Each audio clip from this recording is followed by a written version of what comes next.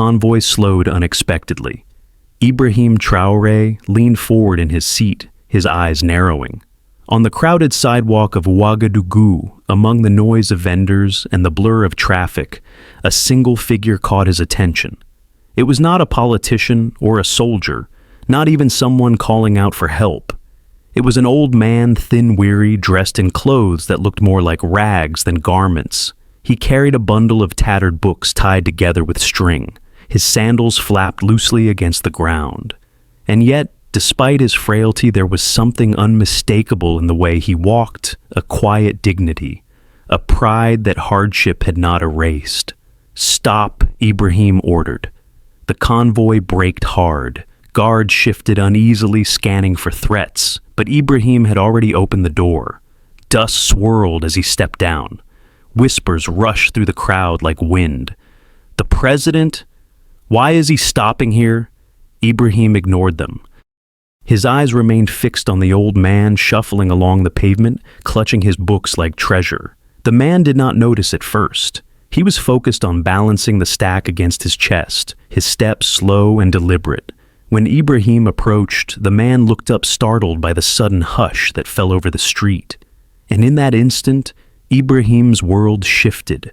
The face before him was lined and tired, framed by hair turned silver with years.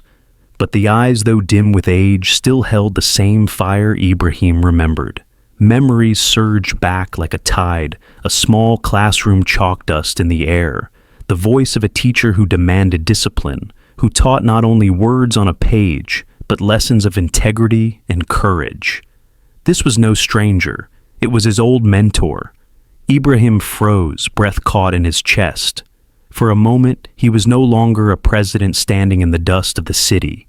He was a boy again, restless at his desk, hanging on the words of the man who had shaped his path. The old man squinted, his brow furrowing as recognition stirred. His lips parted, his voice trembling. "Ibrahim!" The name cracked through the silence like a spark. The crowd gasped. Guards looked at one another, but Ibrahim stepped closer, his throat tight. "Sir," he said softly, the word heavy with respect and emotion. "Do you remember me?"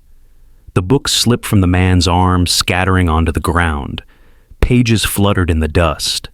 His hands shook as he stared at the tall soldier before him. Then slowly his eyes filled with tears. "Yes," the old man whispered. His voice was weak but certain. "You were the stubborn one, always asking questions, always hungry to learn." Ibrahim bent down, immediately gathering the books with care. He brushed the dust from them, holding them as if they were sacred. When he returned them to the old man's trembling hands, his voice was quiet, steady. "You carried me once," Sir Ibrahim said. "Now it is my turn." The street fell silent.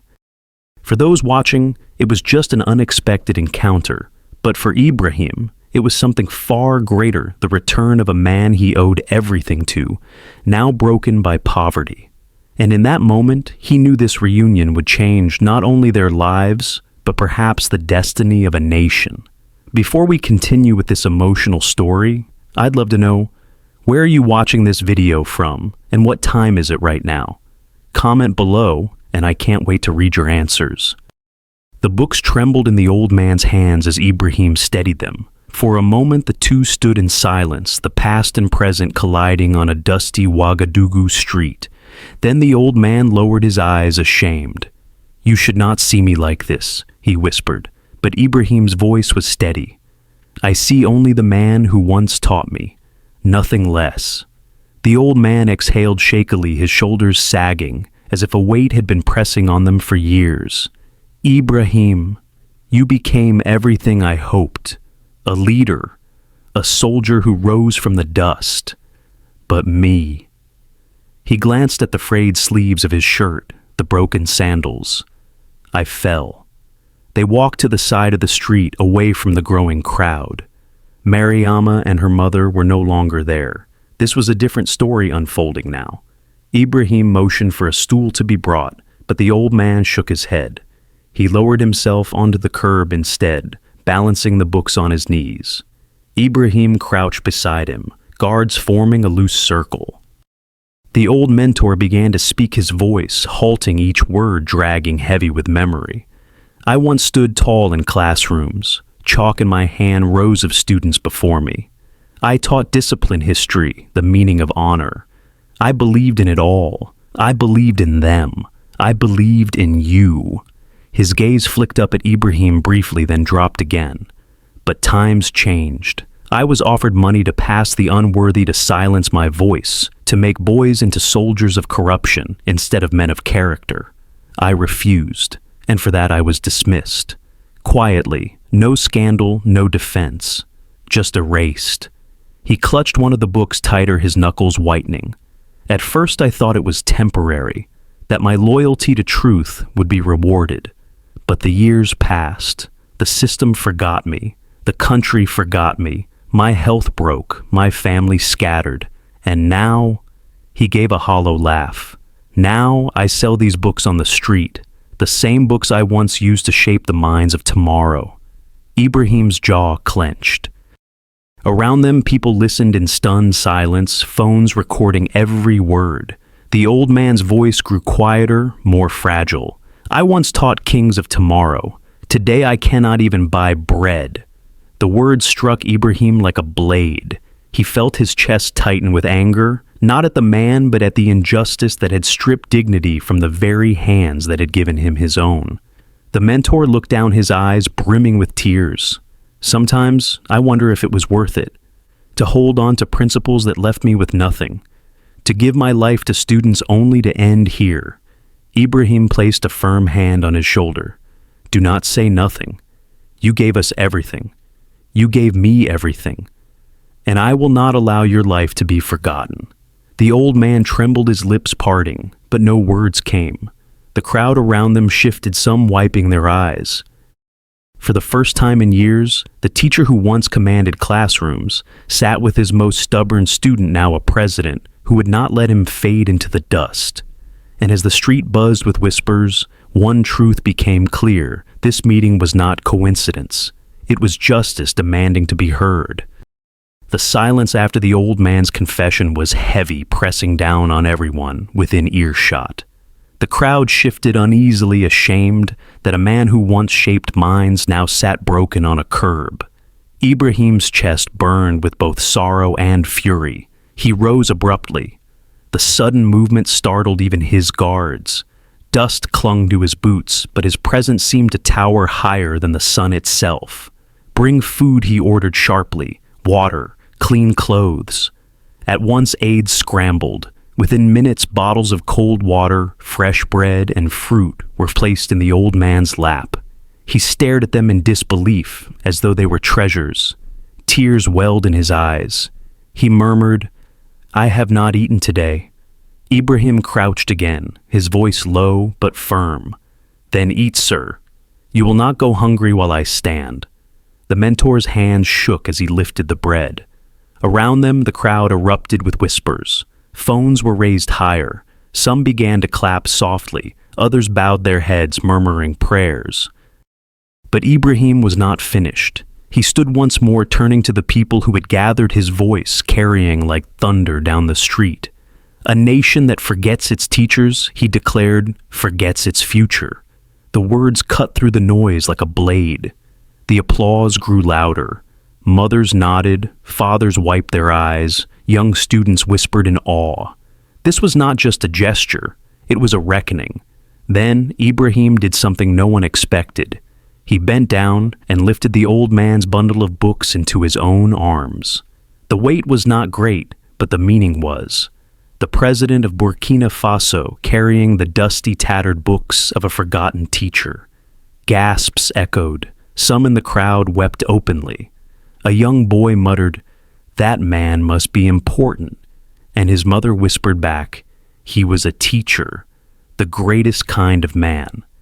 Ibrahim held the books close to his chest. His eyes swept over the faces around him, then back to his mentor, who sat stunned, tears spilling freely.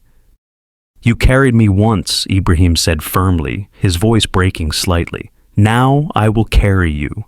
The old man covered his face with his hands, overwhelmed. The applause surged, rolling through the street like a wave. For once, the phones did not just record for spectacle, they recorded for history. Ibrahim turned to his guards.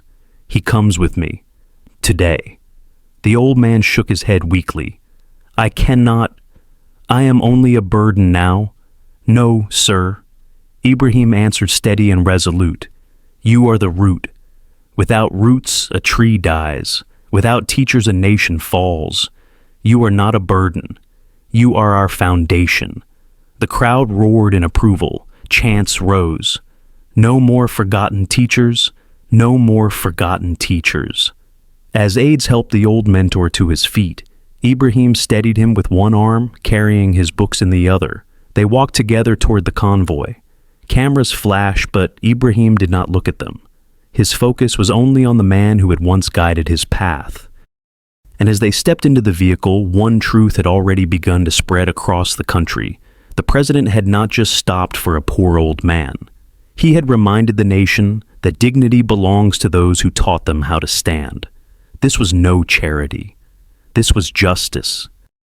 The next morning, the doors of the Ministry of Education shook under the force of a convoy arriving at full speed. Civil servants scrambled to line the hallways, their files clutched nervously, whispers racing ahead of the man they all feared and respected.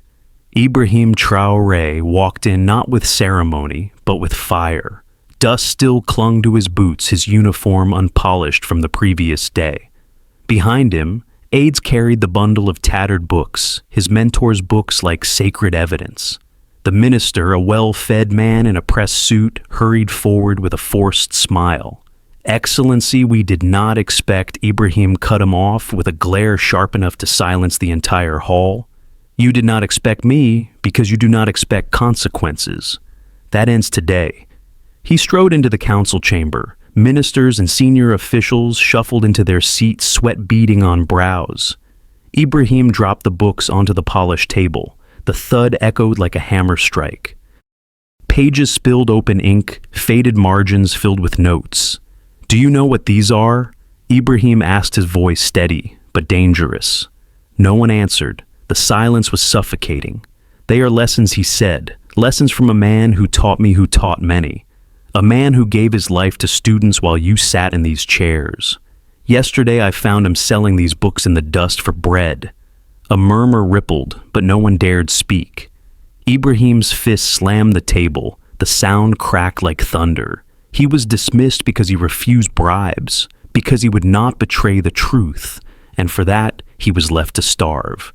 Tell me what kind of nation abandons its teachers? What kind of system discards the very people who shape its future? A junior official stammered, "Excellency, there are pensions." Perhaps he did not file. "Pensions?" Ibrahim's voice rose sharp as steel. "Do not insult me. Do not insult him. You hoard funds for yourselves while the men and women who built this country rot in poverty. Enough lies." The chamber trembled under his fury. He pointed to the minister. "You have disgraced this office. You sit fat on stolen salaries while a teacher eats dust." Today the balance changes. He paced slowly, each step measured, each word hammering down. From this moment, every retired teacher will be audited, located, and provided with back pay owed to them. Emergency funds will establish housing and medical care for those in need. Any administrator caught withholding pensions or demanding bribes will face trial. Publicly. The minister's face drained of color. He opened his mouth to protest, but Ibrahim's gaze cut him down. "I will not argue," Ibrahim said coldly. "I will act." He turned to his aides. "Publish this decree by nightfall. Let the people hear it before the ink dries." Phones buzzed as word spread instantly. Outside the chamber, reporters shouted questions. One dared to ask, "Excellency, is this about the old man we saw yesterday?" Ibrahim paused in the doorway. His eyes, burning with both anger and pride, met the cameras. "Yes," he said. His voice was low, but carried like a drumbeat. "If a man who shaped our minds sleeps hungry, then we are all dishonored. Not one more teacher will suffer this fate." not while I live." The room erupted in flashes and gasps. Across the Capitol, radios crackled with his words. Teachers wept in staff rooms, students whispered in awe, families nodded with relief. For the first time in decades, the forgotten had been heard. And as Ibrahim walked out the books of his mentor, still under his arm, the nation understood this was not simply policy. This was a reckoning. The decree had barely been announced when Ibrahim acted. This was not a reform. For tomorrow, it was justice for today. 2 days later, in a quiet neighborhood at the edge of Ouagadougou, a convoy pulled up. Soldiers carried no weapons this time, only boxes, medical supplies, food, clothing. Neighbors peered from windows as the president himself stepped out, walking toward a crumbling house with a tin roof patched by plastic sheets. Inside, the old mentor sat on a worn mat, his books stacked neatly at his side. He rose slowly, startled, when Ibrahim entered. "You shouldn't be here," the old man whispered, ashamed. "I should have been here years ago." Ibrahim replied, his voice firm, yet tender. Doctors moved quickly, checking his blood pressure, listening to his lungs, arranging medication. Soldiers set up a new bed, clean sheets of fan to push back the suffocating heat. Neighbors watched in stunned silence as the once-forgotten teacher was treated with dignity at last. The old man sank into the bed, his eyes wide with disbelief. This is too much." Ibrahim sat beside him. "No, sir. This is too little too late. But it is the beginning." Tears welled in the teacher's eyes. His voice cracked. "I thought my life was wasted, that all those years of lessons vanished into the dust." Ibrahim reached for the stack of books, running his hand gently over the worn covers. "These are not dust. They are seeds, and I am one of them." The old man covered his face, sobbing openly. For the first time in years, he felt not forgotten, but honored. Word spread quickly. Within a week, Ibrahim arranged a national tribute, something never done before. In the capital's main square, hundreds gathered. Teachers, students, families filled the space, banners waving under the sun. On the stage, a row of chairs was prepared not for ministers, but for educators who had been cast aside. The mentor, frail but upright, was led to the front. His eyes widened as applause thundered across the square. Children held signs. "We love our teachers." Others chanted, "No more forgotten mentors." Ibrahim stepped forward, his voice echoing through microphones. "This man," he said, gesturing to his old teacher, "once taught me when I was a boy, with nothing but stubbornness and hunger in my eyes. He gave me discipline. He gave me hope. Without him, I would not stand here today." And yet, he was left to starve. Gasps rippled through the crowd. The truth was raw, undeniable. "No more," Ibrahim declared. His voice rose like thunder. "From this day forward, no teacher shall die in poverty. No mentor shall be abandoned. A nation that forgets its teachers forgets itself." The crowd erupted. Applause shook the square. Some wept, others cheered, all united by the truth of his words. Then, in a symbolic gesture that cameras captured across the world, Ibrahim placed a medal over his mentor's neck. Not for war, not for politics, but for education, for sacrifice, for honor. The old man's lips trembled as he whispered, audible only to Ibrahim, "I thought my life was lost. You proved it was not." Ibrahim bowed his head. "Your life gave us ours." And in that moment, under the blazing sun, a forgotten teacher was restored, not only to dignity, but to history. The tribute was only the beginning. Ibrahim knew that symbolic gestures, no matter how moving, would fade unless rooted in lasting reform. The very next day, he summoned his ministers, educators, and governors to the presidential palace. The chamber was tense. Some officials still clung to old excuses, budgets, shortages, complicated procedures. Ibrahim cut through them all with a voice that brooked no delay. "Yesterday, I stood beside a man who once shaped the leaders of tomorrow, and I found him starving. If that can happen to him, it can happen to any teacher. This nation will not stand on the bones of forgotten mentors. Not while I lead. He laid out his plan not as a proposal, but as an order. First, every retired teacher will be registered within 30 days. Those who have not received pensions will be paid in full with interest. The funds are already allocated. Take them from the luxuries of this ministry if you must. Second, we will establish a national stipend for educators, enough to ensure food, shelter, and dignity in retirement. This is not charity, it is justice owed. Third, a medical care program will be opened with free treatment for teachers who served 20 years or more. A man who gave his lungs to chalk dust will not die gasping for air. Fourth, scholarships for the children of teachers. If their parents gave their lives to classrooms, their children will inherit education as their birthright. Some ministers shifted uneasily. One began to protest about costs, but Ibrahim silenced him with a single look. Do not speak to me of cost. What is the cost of a nation without teachers? What is the price of a future with no one left to guide it? Silence followed. The reforms were signed that night. By dawn, convoys rolled across the country, this time not with soldiers, but with supplies. Trucks carried food, medical equipment, and documents of pension approval. Teams of young volunteers went door to door, searching for retired teachers, listening to their stories, bringing them back into the nation's embrace. News footage spread rapidly. Cameras captured elderly men and women receiving their first pension payments in years, their hands trembling as they held the checks. Others were shown in clinics breathing easier under new medical care. Children proudly displayed their scholarship letters, grinning as if holding tickets to a new life. The people called it the teacher's reform. For Ibrahim, it was more than a policy. It was a vow kept. His mentor's suffering had exposed the wound, but now the nation would begin to heal. And across Burkina Faso, for the first time in years, teachers walked with their heads a little higher, their steps a little steadier, knowing they had not been forgotten. Weeks later, long after the applause of the tribute had faded, Ibrahim returned quietly to his mentor's new home. There were no cameras, no speeches, no banners this time, just the simple creak of a wooden gate and the smell of tea brewing inside a modest courtyard. The old teacher now lived in dignity. A fresh coat of paint covered the once crumbling walls. A sturdy bed stood in his room.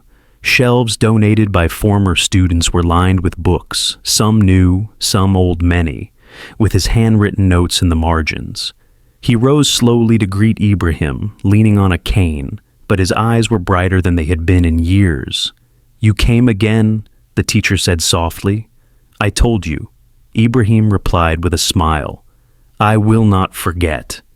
They sat together under a neem tree, sipping tea from chipped cups.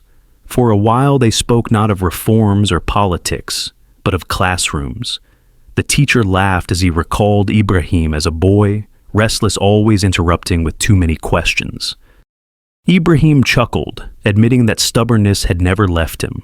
Then, with hands trembling slightly, the old man reached for a worn, leather-bound book. Its cover was cracked, its pages yellowed with time. He placed it in Ibrahim's hands. "You carried this once," he said. "Your handwriting is still inside. You struggled with the words, but you never gave up. I kept it hoping one day I would see what became of that stubborn boy. Now I give it back. You carry a nation, but remember you once carried this book first." Ibrahim opened it carefully. His young handwriting sprawled across the first page. For a moment, he was a child again, sitting in a dusty classroom, guided by a man who refused to let him fail. His throat tightened. He closed the book gently and looked up. "Sir, you gave me this path. Without you there would be no soldier, no leader, no president, only a boy lost in the dust." The teacher's eyes glistened, but his voice was steady. "And now you lead not just for yourself, but for all of them. That is all a teacher ever hopes for."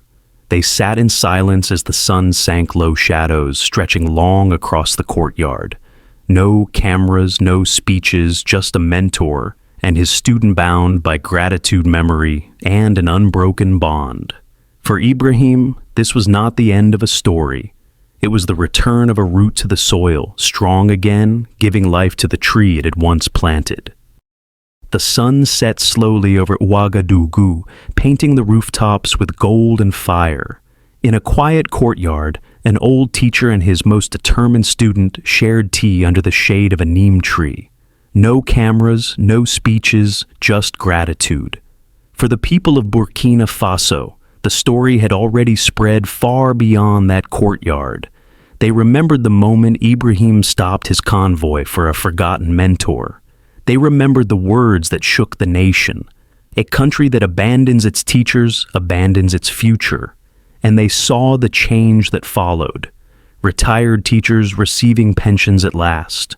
Old classrooms repaired.